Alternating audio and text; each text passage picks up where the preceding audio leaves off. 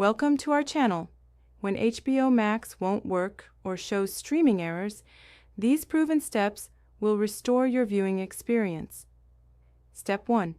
Check internet connection speed. HBO Max needs 5 megabits per second minimum and 25 megabits per second for 4K content. Step 2. Restart your streaming device completely. Unplug for 60 seconds before reconnecting power. Step 3. Force close HBO Max app. Remove from recent apps or use force stop in settings. Step 4. Clear HBO Max cache and data. Navigate to Settings, Apps, HBO Max, then Clear Cache. Step 5. Update HBO Max app.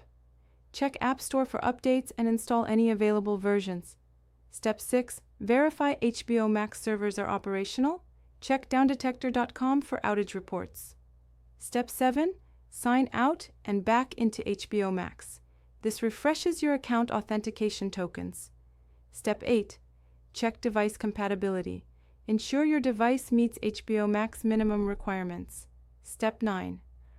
Uninstall and reinstall HBO Max completely if issues persist for clean installation. Don't forget to like this video and subscribe to our channel.